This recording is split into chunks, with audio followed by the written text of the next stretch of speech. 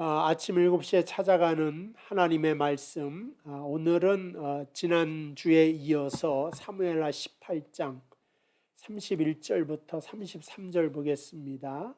구스 사람이 이르러 말하되 내 주 왕께 아랠 소식이 있나이다.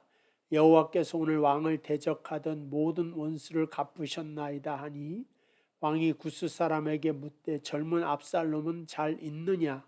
구스 사람이 대답하되 내 주 왕의 원수와 일어나서 왕을 대적하는 자들은 다 그 청년과 같이 되기를 원하나이다 하니 왕의 마음이 심히 아파 문 위층으로 올라가서 우니라. 그가 올라갈 때 말하기를 내 아들 압살롬아, 내 아들 압살롬아, 차라리 내가 너를 대신하여 죽었다면 압살롬 내 아들아, 내 아들아 하였더라. 아멘.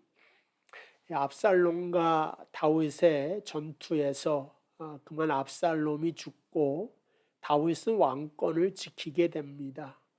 성경의 관심은 전쟁의 승패가 어떻게 되었느냐 이것이 아니라 그 반역한 아들 압살롬을 위하여 다윗이 울었다. 내가 죽고 내가 살아야 될 것을 하면서 아버지의 그 사랑으로 죽은 아들을 향하여 애도하는 그러한 모습을 그냥 적나라하게 보여줍니다. 그리고 5절에도 있다시피 젊은 압살롬을 너그럽게 대해라 하는 말을 통하여 예전의 반역죄는 그뿐만 아니라 삼족도 멸하고 구족도 멸합니다. 그와 속한 모든 자들을 뿐만 아니라 더 나아가서 그와 함께 했던, 그와 같이 있었던 모든 사람을 다 멸하는 것이 가장 커다란 대역죄죠. 근데 다윗은 압살롬을 너그럽게 대하라 이런 말을 하면서 오늘도 눈물을 금할 길 없어서 안타까운 아들에 대한 사랑을 성경 그대로 다 기록하고 있습니다. 우리는 다윗의 생애를 사무엘 상하를 통하여 살피고 있습니다.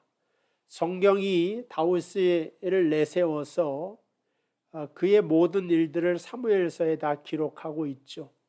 그리고 마지막에 거의 사무엘하가 이제 다 끝나고 있는데 하나님이 다윗을 그 어릴 때부터 왕으로 기름 부음을 받아 오늘날까지 이끌어 주셨는데 그 인도함의 목적지가 어디인가? 그거는 골리앗을 쳐서 무찌르는 용맹스러움이 아니라 자기를 반역한 아들을 끌어안고 우는 다윗의 그 모습을 보면서 하나님이 이것이 바로 의도했던 모습이다 하는 사실을 성경이 그대로 보여주고 있습니다.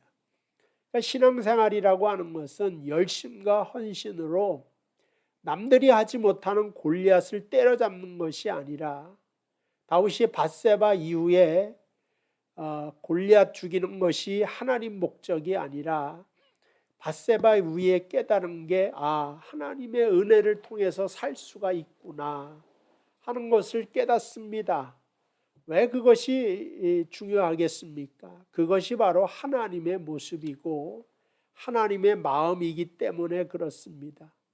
우리가 생각할 땐 어느 부모가 아들이 죽었는데 슬퍼하지 않겠냐 이렇게 생각을 하겠지만 다윗은 그 당시 일반적인 아버지가 아니라 왕입니다. 지금도 마찬가지지만 옛날 왕국에서는 왕권을 다투는 것이 굉장히 치열하고 혈육도 없고 부자지간도 없어요. 원래 권력은 나누는 것이 아니고 그래서 역사서를 보면 아버지가 아들을 죽이고 아들도 아버지가 죽이는 일들이 빈번하게 일어나게 됩니다. 우리나라 조선 시대도 마찬가지죠. 아들을 죽이고 형제들끼리 칼부림 나고 이러한 일들이 왕권을 수호하기 위하여 권력을 나누지 않는 그러한 모습을 알려주고 있습니다. 그러니까 여기서 우리가 성경을 통하여 우리가 발견할 수 있는 것은 권력보다는 사랑이 하나님의 목적이다. 분명하게 알려주고 있습니다. 우리가 힘을 가지고 세상에 나아가서 세상을 정복하고 그래서 만들어지는 하나님의 나라가 아니다 이거죠. 무력으로 돈으로 만들어지는 하나님의 나라가 아니라 우리의 그 마음속에서 일어나는 따뜻한 사랑이야말로 하나님의 나라를 진짜 만든다. 그 은혜를 베푸는 나라가 하나님의 나라인 것입니다. 마태복음 20장에 보면 포도원의 비유가 있어요. 1시에 나갔어요. 1시에. 아침 7시에 나갔다 그런 뜻입니다. 6시간을 플러스해야 되죠. 포도원의 비유를 보면 아침 7시에 나가서 일꾼을 약속을 1데나리온 줄 것이다. 12시에 가서도 1데나리온, 그러니까는 내가 줄 것이다. 6시에 나가서 맨 마지막에는 가서 1시간 전에 11시에 나갔다고 하는데 6시에 일이 끝난다고 봤으면 1시간 전에 불러서 나중에 보니까 똑같은 1데나리온을 주고 우리가 거기서 주인은 내가 약속한 대로 너희에게 다 주지 않았느냐. 근데 아침 일찍 온 사람은 불공평합니다. 그때 성경은 나중된 자가 먼저 되고 먼저 된 자가 나중된다. 이게 다 뭘 말하느냐. 하나님의 은혜 아래에서 늦게 온 자에게도 풍성하게 베푸시는 늦은 자라고 낙오자가 되거나 루저가 되지 않는 하나님의 나라에 대한 설명이고 이거는 부모의 심정으로 나누어 주는 것입니다. 그게 하나님의 모습이다 그런 거예요. 부모가 열아들이 있다고 해서 시간을 따로 와서 어떤 자식은 조금 더 일을 하고 이런 거 없어요. 원래 부모의 마음은 못 가진 자에게 연약한 자에게 더 마음이 가고 더 애틋하고 그게 부모의 마음이지. 너는 똑똑하고 잘나고 이 집안을 위해서 일을 많이 했기 때문에 다 가지고 90% 가지고 나머지 애들은 가난하고 능력도 없고 한 일이 없으니까 너희들은 10%만 가져라. 이게 부모가 아니죠. 오히려 없는 자식에게 하나 더 주고자 하는 것이 부모의 마음이고 그것이 바로 다윗을 그대로 다윗이 나타내고 이것이 바로 하나님의 마음을 설명하는 그 다윗의 모습을 사무엘하에 그대로 그리면서 그리스도의 조상이 된 것입니다. 다윗의 자손으로 예수가 왔다고 하는 것은 그 혈육이 중요한 게 혈육은 아무 상관이 없어요. 원래 마리아가 그냥 동정녀 탄생이니까 요셉이 다윗의 자손인 것은 아무 상관이 없죠.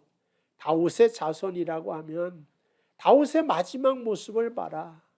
그가 은혜가 없으면 살 수 없다고 하는 자기 자신을 발견하고 자신의 아들 압살롬도 은혜가 필요한 존재라고 하는 사실을 알고 그를 끌어안았듯이 우리도 모든 세상의 사람들이 하나님의 은혜가 필요한 사람인 줄 알고 그에게 접근해 가서 그를 사랑하고 그 사랑으로 전도해야 되는 것이 기독교인의 책임이 된다.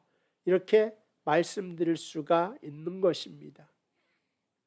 그 시편 103편을 보시면 거기 그대로 그 사랑에 대한 이야기가 나오는데 8절이 가장 핵심적인 구절입니다. 여호와는 긍휼이 많으시고 은혜로우시며 노하기를 더디하시고 인자하심이 풍부하도다. 이 말들을 시편 전체를 다 이렇게 풀어서 설명한 것입니다. 이스라엘 백성들이 범죄를 해서 송아지를 섬기고 이것이 여호와다. 그것으로 인하여서 이 백성을 다 멸하겠다. 그때 모세가 하나님 이 백성을 버리시거든 내 이름을 생명록에서 지어달라고.